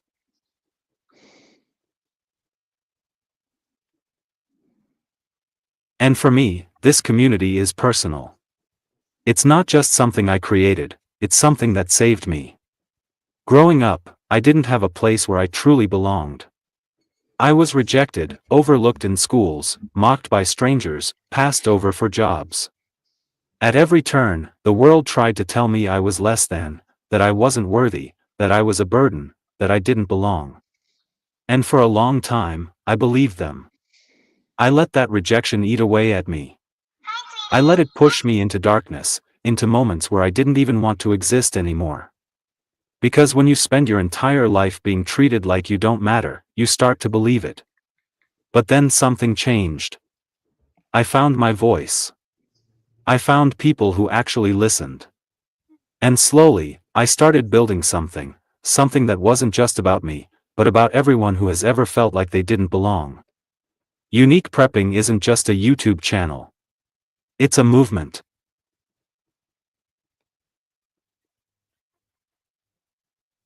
It's a place where people can come together, support each other, and remind one another that they matter.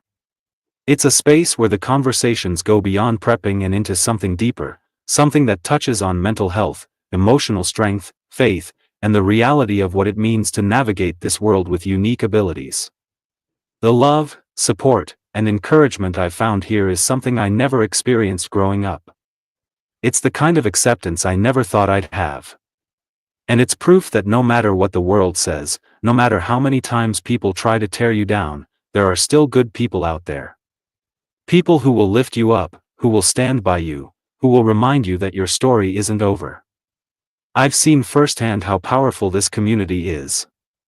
I've watched people step up to help others when they were struggling, offering advice, kindness, and support without expecting anything in return.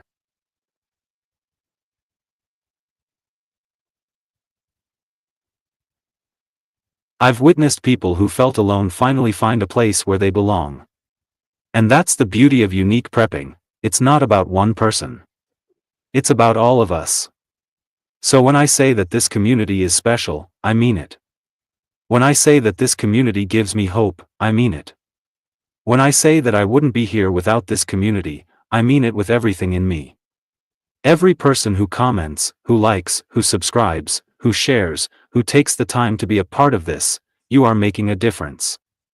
You are creating something beautiful, something strong, something that cannot be taken away no matter how much rejection or negativity the world throws at us. And that is what makes Unique Prepping more than just a channel. It makes it a home.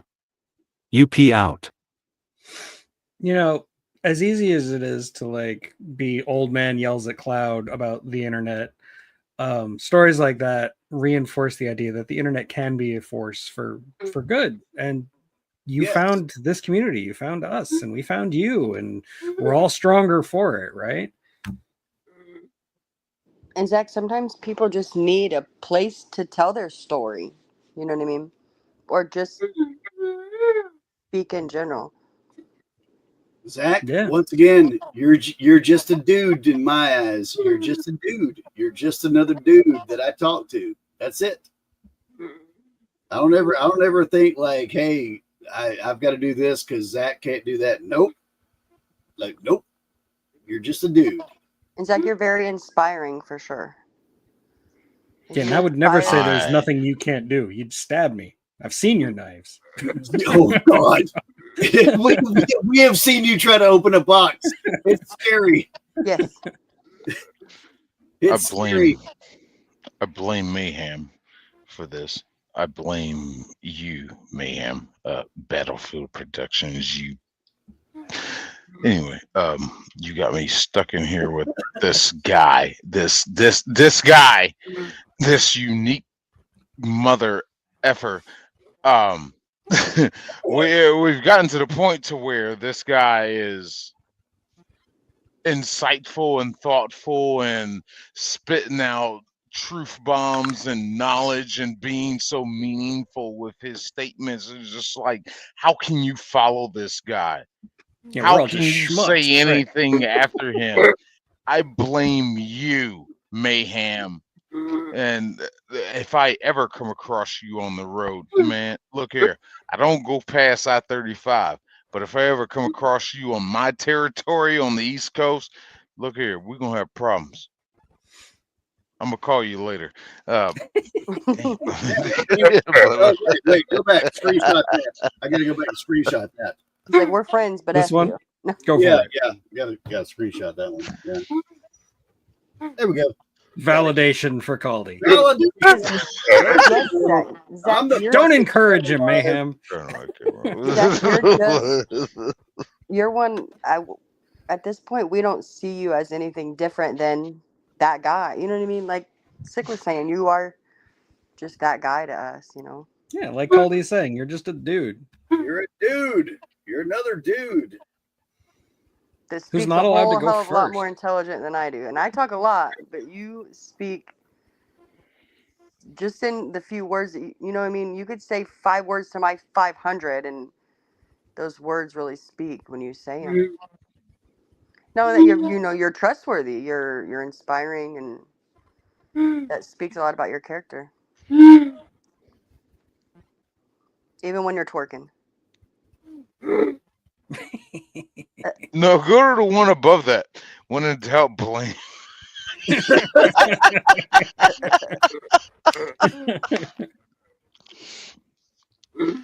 Battlefield, Dango right. that's learned behavior, not taught behavior. No. Somebody peed in your Cheerios. Don't do it, Zach. Question number 5. What lessons can be learned from facing rejection, and how can those experiences be transformed into motivation to push forward and break barriers? Trigger discipline, There you go. steady aim. Oh, wait. Oh, hold on. Sorry, I didn't mean to go that way. I'm gonna let y'all answer first. Okay, I'll go ahead and say mine. Let to get it out of the way. let Tug go first. He's Okay. got it written down. Life is all about obstacles. It's a necessary ingredient in the human condition, and rejection is just one obstacle among many. However, it should be tackled like any other, as something to experience, to learn from, and ultimately to overcome. I can't claim to comprehend what it feels like to be rejected in every possible way, but rejection is nevertheless a universal phenomenon we all must deal with. But remember, the strongest trees are the ones that have pushed through the most damage, taken every punishment that nature can inflict. We can only grow a strong immune system if we get sick, and we can become truly compassionate when we know what it's like to face hardship. That's how evolution works, and it's what makes us human. That's it. That's all I got. Yeah, I would piggyback off of that and say, Zach, whatever hardships you have faced, and my God, I know they are worse than I have faced. Yeah. But I will say this: everybody faces something.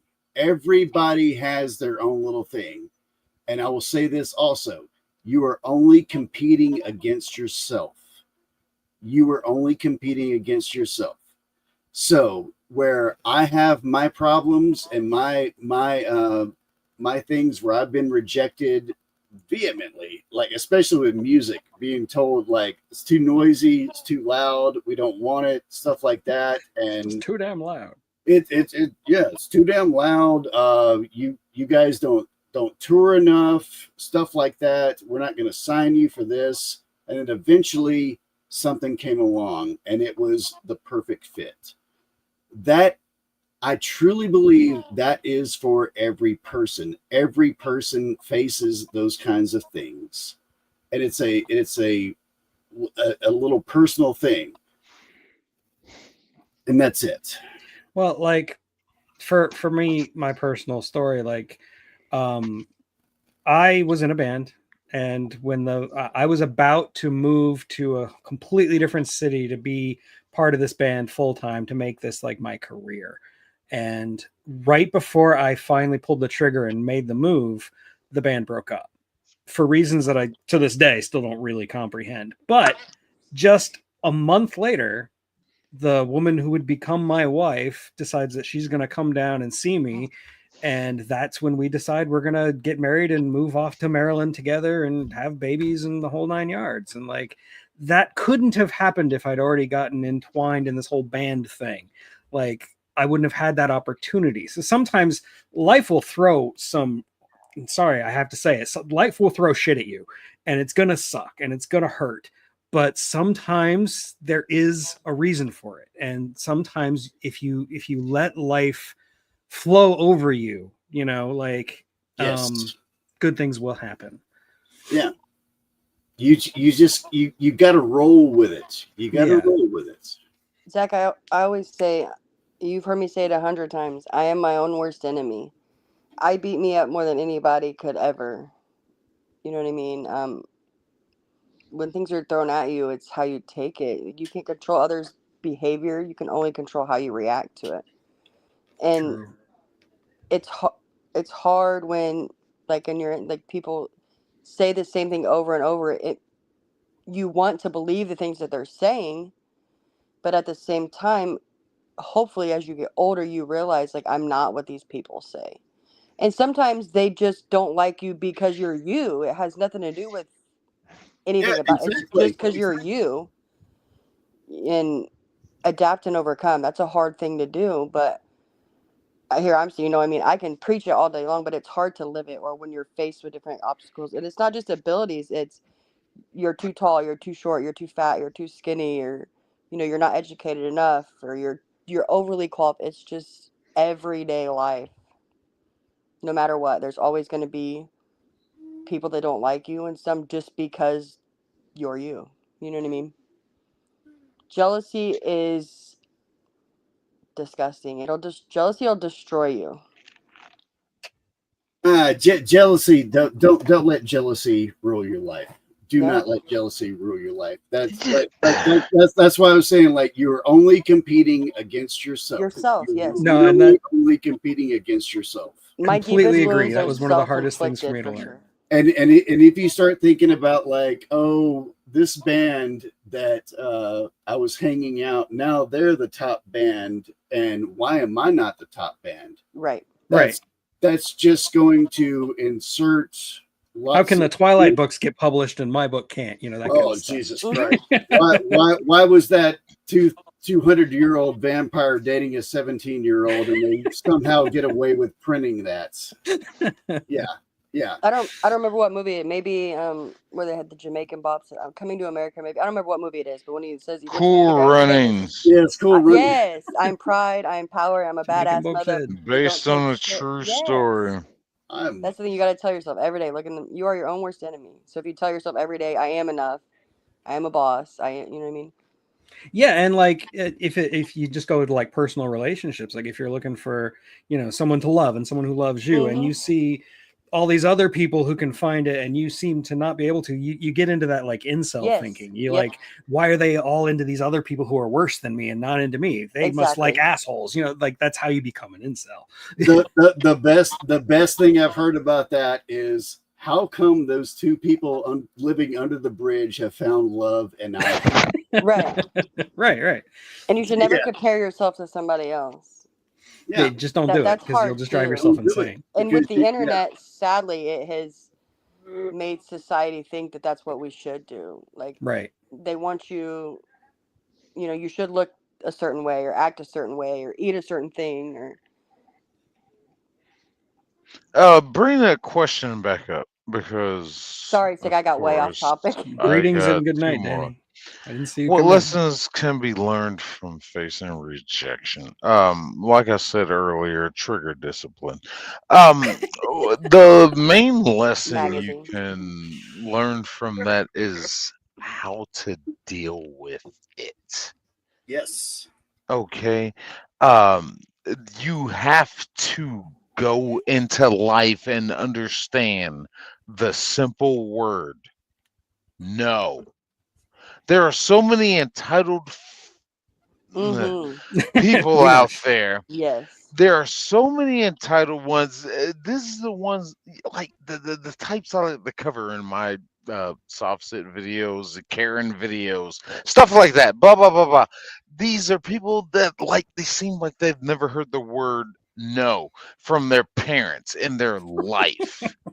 All right, and once you're told no at an early age, it's just like, huh? Yes, you gotta understand you can't do what you want to do. So that's rejection.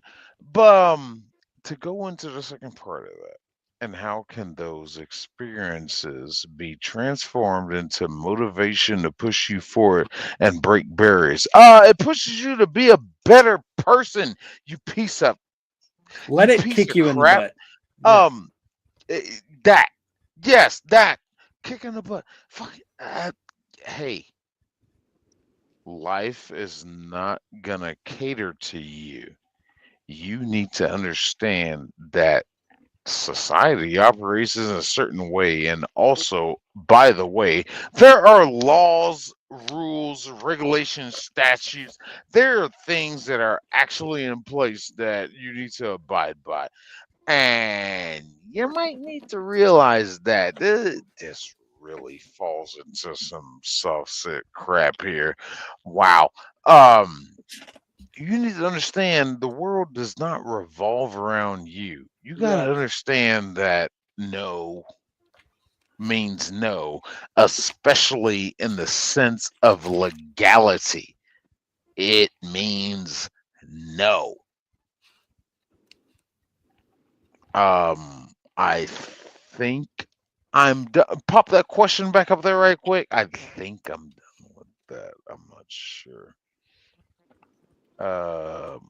Oh yeah, the motivation. Yeah, to push yourself to be a better person. If these people ever wake up and realize that they're doing the dumb stuff and it's not working for every time they do the dumb damn thing, and you realize it's not working for you, it's not working. How come every time I try to, it doesn't work? It doesn't work. That should be your motivation to figure out, what am I doing wrong? How do I need to make this work for me? Okay, you get motivated to learn what actual proper procedure, in the sense, like a proper procedure legally, and maybe just a societal standard of what do I need to do to be accepted. That should be motivation, whether it's legal or just outside of the box of legal. Just, you don't go into a McDonald's and, drop your pants. You don't go to a steakhouse and say, Don't kink shame me. let me get this steak well done, and can you put ketchup on it? It's things like that. You learn how to properly present yourself into a functioning society. I'm sorry if I'm sounding long-winded, but I just remembered a bunch of things that I wanted to say about that second half of the question. But yes, And you can't. um, It's you got to realize you can't fix everybody. Not everybody is gonna listen to Want what to you're be fixed. saying. You know what I mean? And some people are so comfortable with being a-holes, and that's how they're always. It's got them. It gets you attention. You know what I mean? You treat it's negative attention, but it's attention, and they'll never change. They'll never understand. They'll never take the time to understand. yeah, And change is scary. they say any publicity is good publicity, but nah, I don't agree with that. I don't either. I think Rachel Zegler's proved that one wrong. Yeah. Ha! It goes back to the 3 C's. You have to make the choice to choose to change. I mean, there's no. And change is scary. Yeah, it is. It's one of the Change- scariest things in the world. Change is terrifying. Hmm. I hate it. And entitled I people. absolutely hate it. That's like when I people, agree. entitlement will get. It's like the whole. Rejection isn't something you just get used to. It doesn't get easier with time, nor does it lose its sting after repeated exposure. Every rejection cuts deep, leaving behind wounds that may not be visible but are just as real as any physical injury. When you live with unique abilities, those wounds come even more frequently. You face rejection in places others take for granted: jobs, friendships, relationships, even simple conversations. People assume, judge, dismiss, and exclude, all before they even try to understand. And when that happens over and over again, it becomes harder to push forward. Growing up, I thought rejection was just a part of life, something I had to endure silently. From being denied opportunities to being outright told I was less than, I internalized every word, every look, every action. I started believing that maybe the world was right, that maybe I was a burden, that maybe I wasn't supposed to take up space. The weight of rejection became suffocating. It wasn't just a feeling, it was a constant reminder that no matter how much I tried, no matter how much effort I put in, I would always be seen as different. And not in a good way. But the truth is, rejection is only permanent if you let it be. That's not to say it doesn't hurt, it does. It's devastating, it's isolating, it's enough to break a person. But pushing forward isn't about avoiding rejection. It's about choosing to keep going despite it. It's about refusing to let other people's opinions define who you are and what you're capable of. I won't lie and say that I've mastered this. There are still days when rejection eats at me, when it takes me back to the lowest points of my life. When I remember the cruel words, the lost opportunities, the times I wasn't even given a chance.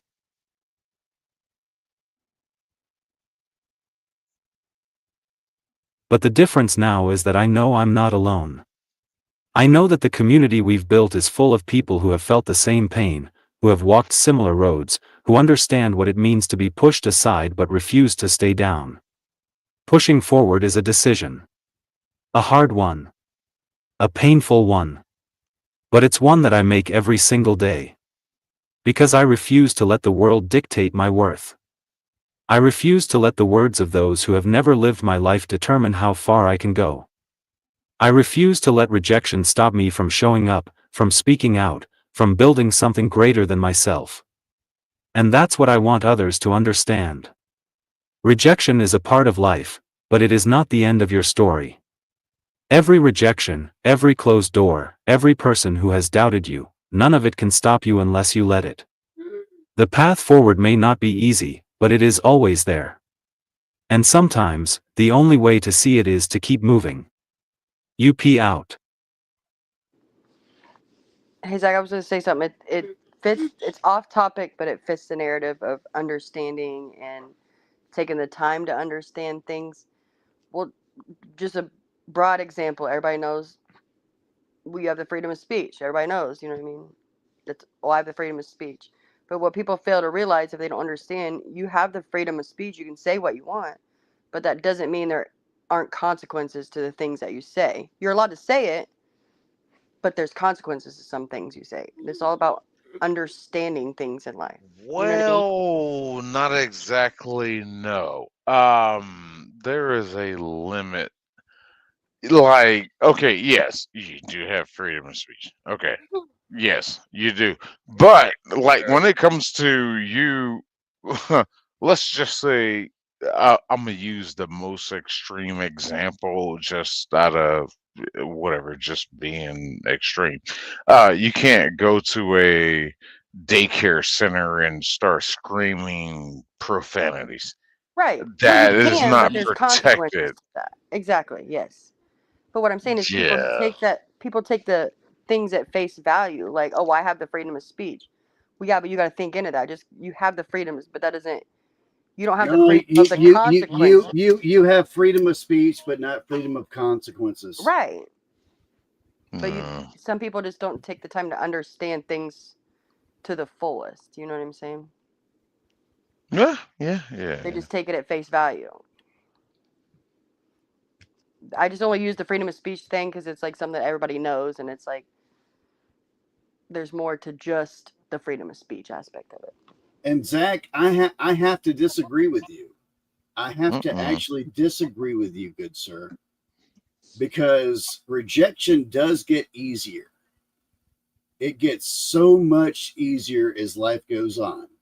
But what you're talking about, like now, some of the things you said were true. Like those initial rejections, they stick with you. And when you remember them, it's like a knife in the heart every damn time. But it gets easier. And like I know like you're gonna agree with me on some point on this, where like someone has done something to you where you've been able to brush it off easier than the last time that it happened. It gets easier. Yeah, it does. The 100th rejection letter was a lot easier than the first. But Yeah. I will say I did take that very first rejection letter and frame it. So I always have it. And I always have it as a reminder of what it felt like. Even though it felt awful and I hated it, it's always there. It's always teaching me something. Oh God, yeah. Rejection should keep you pushing forward. Yeah, exactly. there's It's more- that kicking there's like I more- was telling Sick, you gotta Yeah. let it kick you in the butt. You have more people rooting for you than against you, always. And That's I know true. people don't think that, but there's always someone out there that's secretly waiting for you to fail. No matter what you do, there's always that somebody. There are people waiting for you to fail, and there are also people searching you out, waiting for you to come along into their life. Mm-hmm. Oh my God, I really do have the rose-colored glasses tonight, don't I? You're being Like- so wholesome. Yeah, You're like, no, yeah, no. everything's getting better. It's great. No, it is. It is. Like I agree with you. It's like, just funny. It's getting better. Yeah. I think like- we do underestimate how much progress we've made as a society, just in general. And Yeah. things like things like how we include people, like my son and the stuff that he's had to deal with. If this had been 20 years ago, completely different story. Yeah. You know, And go back 20 years past that. Go back it's even 40 worse. years. Yeah, exactly. Yeah. To where it would have been like hospital. Right. That's it. 8 years old, hospital. Incurable wing. You know. Yeah. Yeah. Dear God. My See, the- God. If the pain doesn't go away, you just become stronger. And Yeah. It always you gain coping skills and you learn how to. I do deal think it with gets that. easier, but it never stops hurting. Oh yeah, Like it's always there. especially when it comes from the people closest to you. Yeah. Especially when it comes to the people closest to you. Well, usually the people closest to you truly don't understand the art that is being made or what is being done. Yeah, and then you have to try to make them understand. Yeah, and they don't care because they just want to eat supper. They don't want to talk about that. Mhm. And that's It's where you get to the uncomfortable. trigger discipline, right? Yes. Yep. That's where you got to control that anger on that. Because it's hard. Any final words for tonight? Zach, I think it's hard to not let sadness turn into anger. Then when you become angry, you become bitter, and it takes a strong person not to lash out and treat others poorly. You know what I mean? Like, it's so much easier when you're hurting to try and hurt somebody else so that they hurt too. You know what I mean? Leads That's, to suffering. Yeah. Misery loves company. It takes a strong person. and Yeah, make it a damn thing. Yeah, I can only agree with you. Absolutely. People need to wake the. Dear God, I almost went to cussing again. People need to wake up. People need to wake up. It sounds more convincing when you say bad words, Sick. I'm just being honest. People need to wake up and understand what's going on in this world. Everybody's not the same. Everybody is not what you want them to be. There are real people in this world that do different things, act different ways. You need to understand that there needs to be more education on that. Maybe we'll get somewhere that way. I don't know. I don't see it. because we got too much division going on in this country right now, as it is being in whatever sense. But people with their uniqueness, I think that should be, yes, addressed more instead of your political party affiliation. To hell with that. Yes. To hell with that. Let's look more at these people. And now, while we're going through this process of Elon Musk and his going through with him and Doge finding out wasted things, okay, what are we really looking for here? What are we really cutting off? What are we really turning off? Oh, this, that. We found this, we found that. Okay, fine, whatever. But what at the same time are we taking care of the people that are legally getting these benefits from the government, that some of these programs are trying to not cut off but downsize? Is equal justice going on here? But with that in mind, together as a people, we definitely need to come together and understand each other. We need to work together, and let's make this country run properly. Let's get things going, man. Let's get the business. Long before enough, we're gonna be, wow, did I really say it that way? Long before enough? What the hell is wrong with me? Either way, long before enough, and I said it again, we're gonna be Antarctica. It's just like, I'm like, hi, I'm in Antarctica. But I'm gonna stop on that one. I'm done. I'm done. Okay, I will amend my statement, and I will say that yeah, things are getting better in a lot of ways, but politics maybe not. Yeah. Yeah. I think society, and you get trapped in the black hole of society. Like you see more bad news than good news. They don't ever, you don't never see them Oh, yeah, if it broadcast bleeds, good it things leads, that yeah. happen. It's always bad things that happen. You know what I mean? Negative things.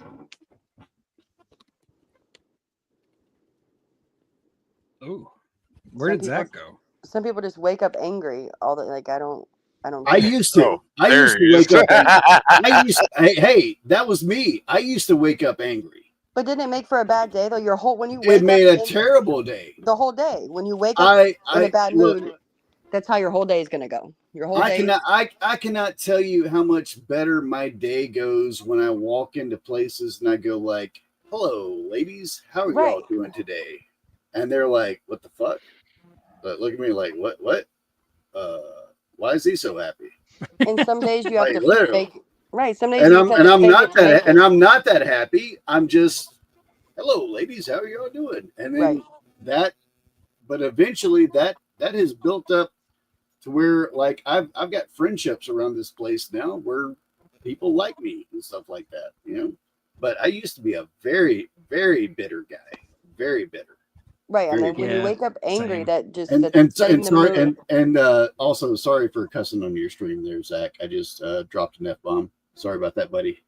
I'm Sorry about too that. old to wake up angry. I just wake up tired. But yeah, I used to be a very bitter, jaded guy. Like, Yeah. I Oh, used me to be too. just like that. I used to wake up angry and Or the life victim sucked. mentality, like why me? Why am I going through It's a this? self-fulfilling prophecy. But it sets the tone for your whole day. Yeah. And that's what I've always been a Zach, big one about. Zach, hey, Zach, I will before you argue the hit those Well, buttons. you're an back, angry black. This has been an excellent topic tonight, man. Mhm, yes, This has it been has. an It has, excellent yeah. topic. And you picked a really good panel for it. And yeah, and you picked the good guys for it. Yeah. And You girl. got us. You No, got I'm us just up And kidding. here. girl. I'm sorry, madam. I'm sorry, madam. I'm just messing with you. No, I call everybody guys. Yeah. I'm But sorry. it's like I've always been big I gotta about like argue with even if Jamie.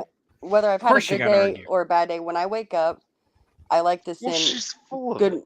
good morning messages to my Facebook friends, my YouTube friends, my real life friend.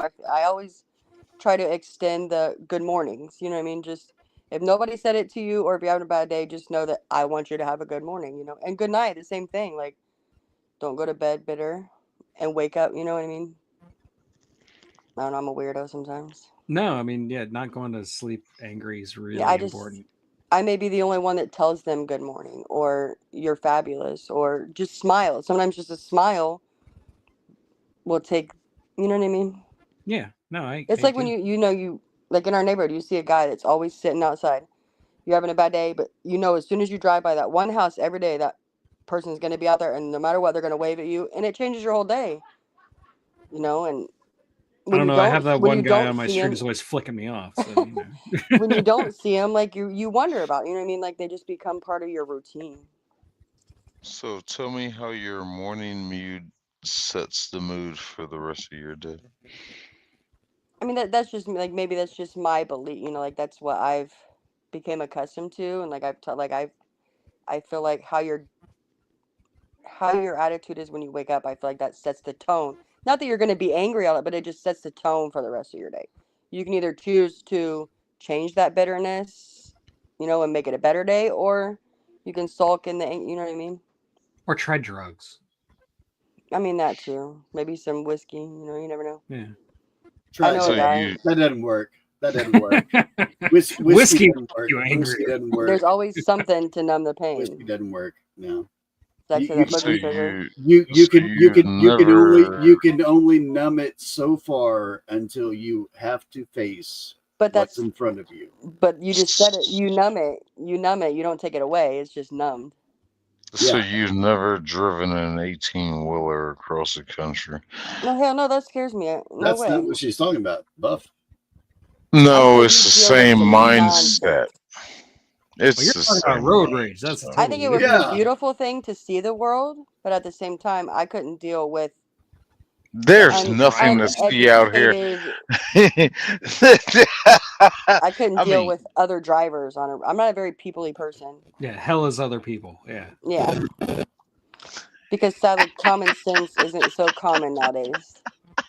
yes. Oh, I'm so glad you said that. I love that quote. Common sense is not so common. It isn't. It is not. It is not.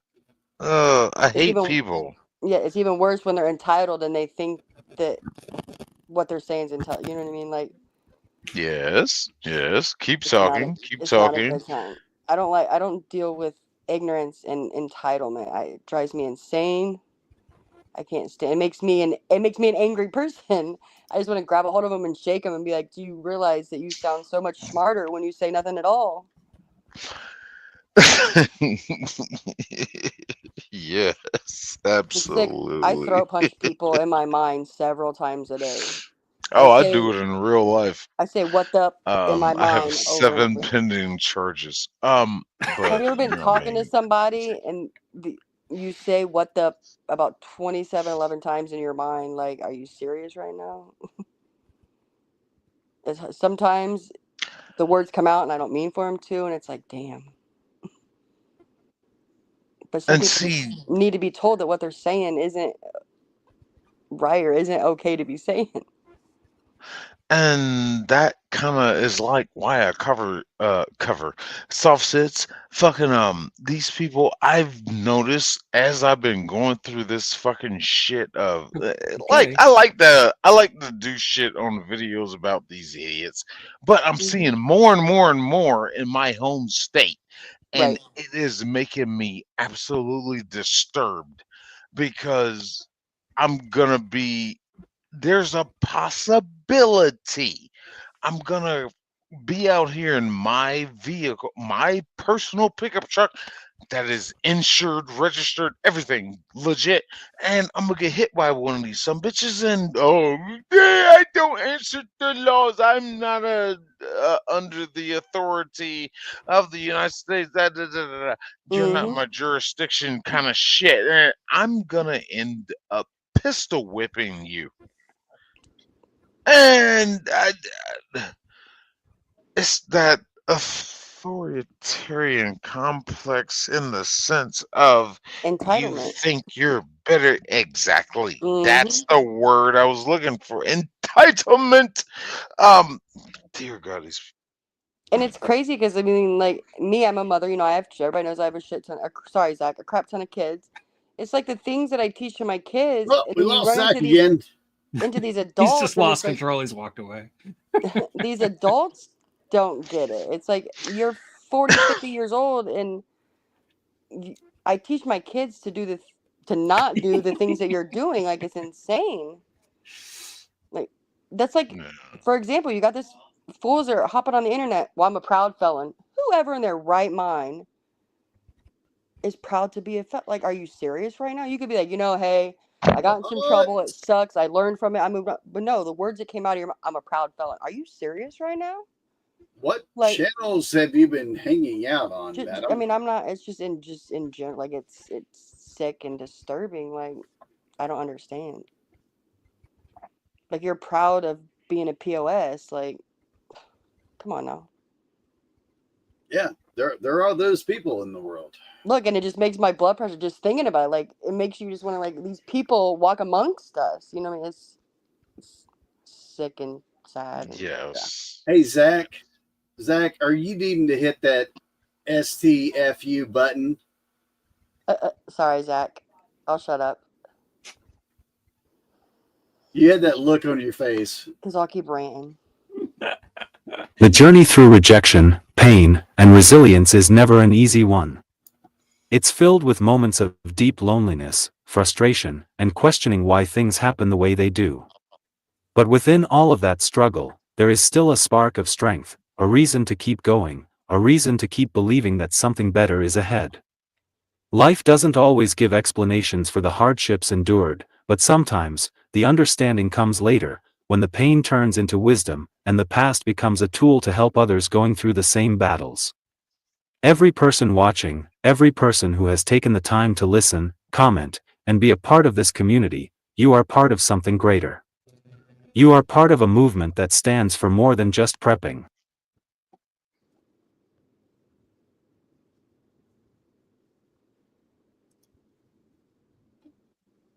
This is a space where people can share their stories without judgment, where they can be heard instead of dismissed.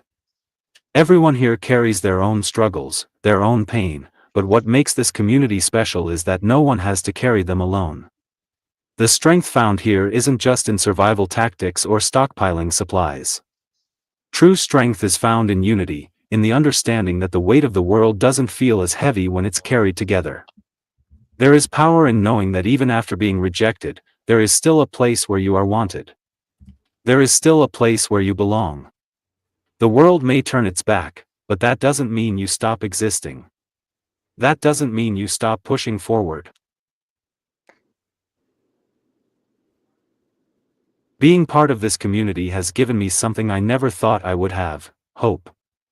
Hope that no matter how many times the world has tried to tear me down, there will always be people who remind me why I keep going. Hope that every painful experience, every rejection, wasn't for nothing.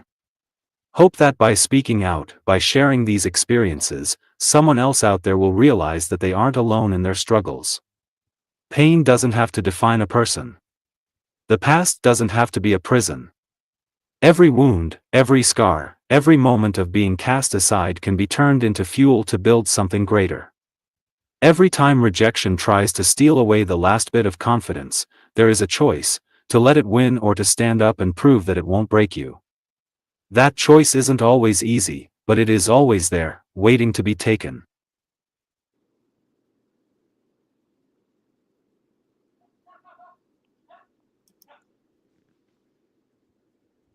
This community has become a light in the darkness, not just for me, but for so many others who have been overlooked and underestimated. It has become a place where people can speak their truth without fear, where they can connect with others who truly understand what it means to struggle, what it means to fight, what it means to keep going when everything tries to hold them back.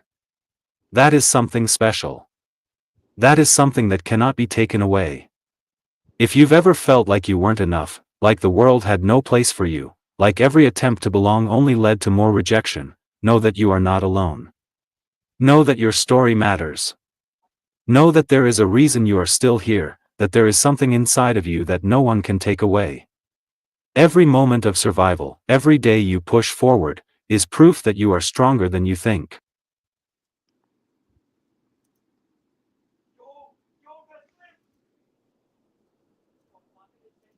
For anything related to unique prepping, visit the Linktree link in the description. Stay connected, stay involved, and continue being part of something that goes beyond just prepping. It's about purpose, resilience, and community. Please like, subscribe, comment, and share this video so that more people can find the support and encouragement they need. I love you all. Fear thou not, for I am with thee, be not dismayed, for I am thy God, I will strengthen thee, yeah, I will help thee, yeah, I will uphold thee with the right hand of my righteousness. Isaiah 41 verse 10. Stay prepared, stay unique, and God bless.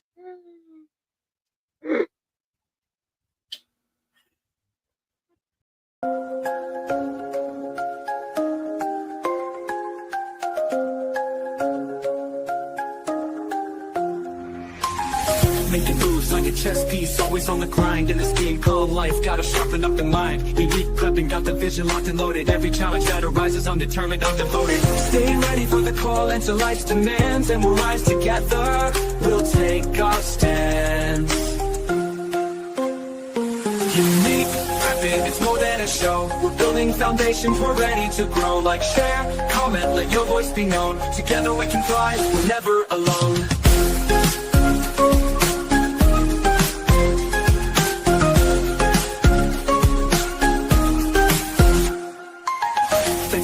Every view, every like, your support is the fire that keeps me hyped. Common depth and insight, share the vision wide. This community's growing and we'll ride this tide. So go ahead and subscribe, don't miss a beat. Tune in next time, let's make this complete. Unique prepping, it's more than a show. We're building foundations, we're ready to grow. Like, share, comment, let your voice be known. Together we can thrive, we're never alone.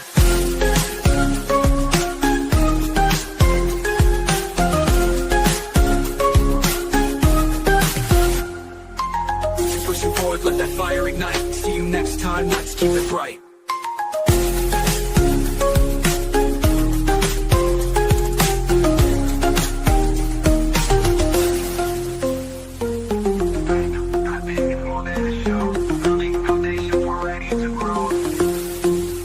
Like, share, comment.